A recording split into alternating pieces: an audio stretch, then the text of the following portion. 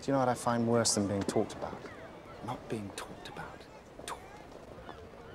Film seperti ini adalah tipikal cerita film yang saya benci karena saya terhanyut dengan suasana cerita yang bertopik hal buruk. Namun saya mengerti moral kebaikannya. A Good Woman menceritakan akan kehidupan dari kacamata sosial. Di sini tepatnya tentang kehadiran orang ketiga dalam urusan hubungan suami istri. Di pembukaan film, dipertunjukkan bagaimana seorang wanita sedang diperbincangkan oleh sekelompok wanita di belakangnya. Perkataan kurang baik ditujukan padanya. Seorang suami menyukai kedatanganku, seorang istri lebih menyukai aku pergi. Begitulah ungkapan dari Miss Erlin sendiri terhadap cara pandang orang-orang terhadap dirinya. Miss Erlin sangat pandai dalam menyusun kata. Ungkapan-ungkapan manis dan cerdas akan banyak ditemui di sepanjang film melalui karakternya. Ia kemudian memutuskan untuk pergi ke Italia dengan biaya dari hasil menjual perhiasan yang dimilikinya. Ia membuka majalah dan menatap sebuah foto sejoli yang mana laki-lakinya adalah keluarga ningrat. Apa yang kamu kira ketika melihat dirinya di situasi seperti ini? Seorang wanita yang dibenci oleh istri-istri dari suami yang dikencaninya. Pastinya Miss Erlin akan mengincar lelaki ningrat yang dilihatnya di majalah. Kemudian adegan beralih dari Miss Erlin ke sepasang sejoli bernama Robert dan Meg. Meg diperlihatkan sebagai orang yang lugu. Meg juga termasuk anak yang malang. Ia telah ditinggalkan ibunya semenjak usia bayi.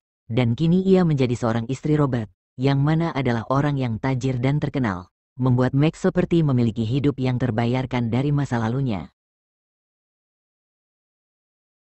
Kecantikan dan sifat polos yang dimiliki Meg kemudian menarik perhatian seorang lelaki bernama Darlington, kenalan Robert sendiri. Seorang bujangan namun tidak ada rasa malu untuk menggoda istri orang lain.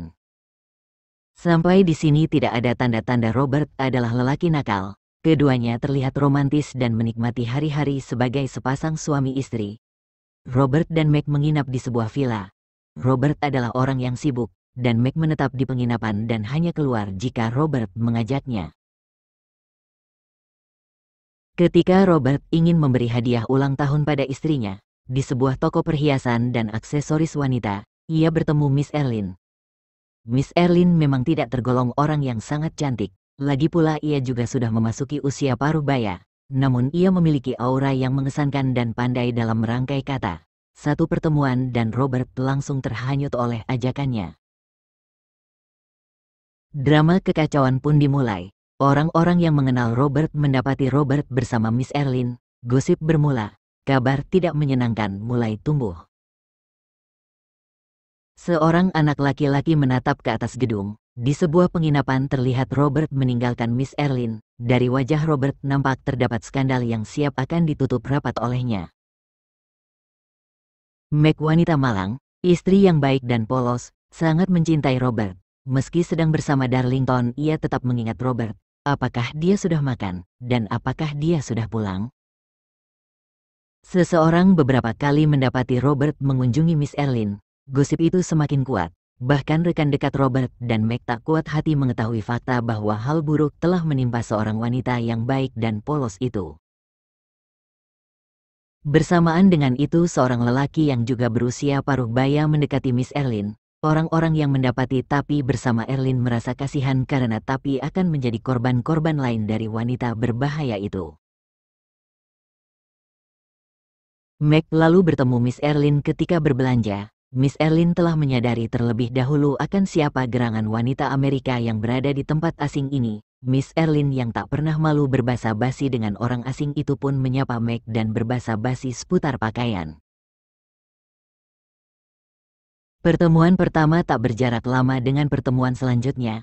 Robert, Meg, dan rekan-rekan lainnya yang mengunjungi acara seni, mendapati Miss Erlin dan Tapi berada di hadapan mereka. Hal itu menjadi bulan-bulanan bahan omongan ibu-ibu, dan menyeret Meg untuk mengikuti arus hingar-bingar tersebut.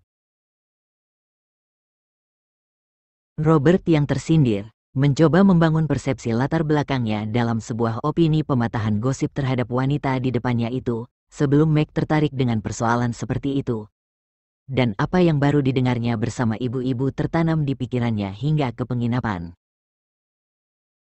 Hari pertama mengenai gosip, Meg percaya dengan Robert bahwa penilaian terhadap seseorang belum tentu benar. Namun seiring berjalannya waktu, di mana Darlington juga mengejar Meg, ia dengan bahasa sindirannya membuat Meg sedikit bingung dan bertanya-tanya, dari kejanggalan-kejanggalan kecil, hingga kejanggalan-kejanggalan besar ditemukannya.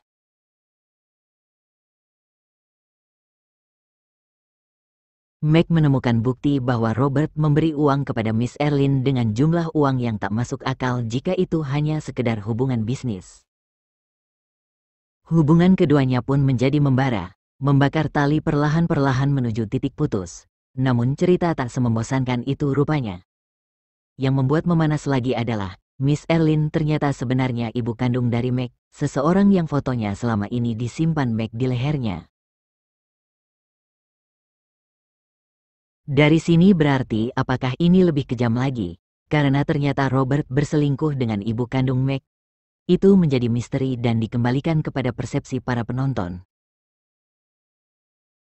Memang keduanya tidak diperlihatkan secara jelas melakukan hal-hal terkait seksual. Miss Erlyn sedari awal juga memang tidak diperlihatkan melakukan hal demikian, kecuali hanya menggerogoti uang laki-laki saja. Namun, bagaimana seorang lelaki bertemu dengan seorang wanita secara diam-diam hanya mengobrol soal urusan bisnis atau misi rahasia pemantauan seorang ibu terhadap anaknya? Penutupan twist ini terasa sedikit mengganjal. Selain itu, juga dengan mempertimbangkan satu hal kebaikan. Ketika adegan di kapal, ketika Miss Erlyn membantu Meg dengan keputusannya terhadap Robert, serta mengorbankan hubungannya sendiri bersama Tapi yang sudah melamarnya, Miss Erlyn mengambil risiko sebagai orang yang akan orang-orang anggap buruk, yang di sini ia dikira berskandal juga dengan Darlington. Ending film justru memberi kemanisan lain di mana Miss Erlyn tidak memberitahu Meg bahwa dirinya adalah ibu kandungnya. Ketika Meg menunjukkan kalungnya dan mengungkapkan angan-angan akan ibu kandungnya adalah malaikat penjaganya selama ini. Miss Erlyn hanya bisa tertegun akan bagaimana anaknya menaruh harapan yang besar dari ibunya, sehingga ia tidak mau merusak angan-angan itu dengan sosok dirinya. Miss Erlyn seorang wanita perusak rumah tangga orang, sehingga ia pun membiarkan itu tetap rahasia dan tak diketahui.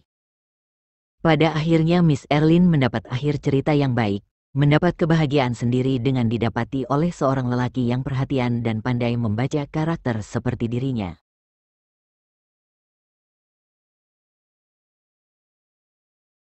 Ini adalah sebuah cerita dengan akhir yang manis dan mengejutkan.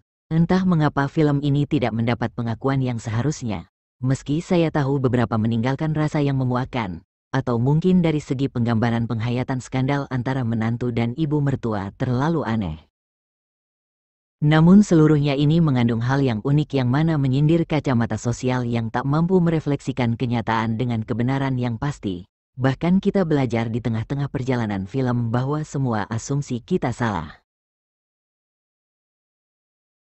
Kecerdasan di dalamnya adalah bahwa kita tiba-tiba merasa bersalah karena memfitnah, karena kita telah memikirkan yang terburuk dari semua yang terlibat dan terbukti salah, mencela sifat buruk kita dalam mengambil kesimpulan yang merugikan. Satu hal yang meleset dari film ini adalah unsur komedinya, tidak tertuangkan dengan baik. Sedangkan drama dan latar suasana dan tempat sangat kental khas Italia, mengagumkan, bergaya lurus, dan sederhana, A Good Woman masih tergolong film klasik yang bagus dan menarik.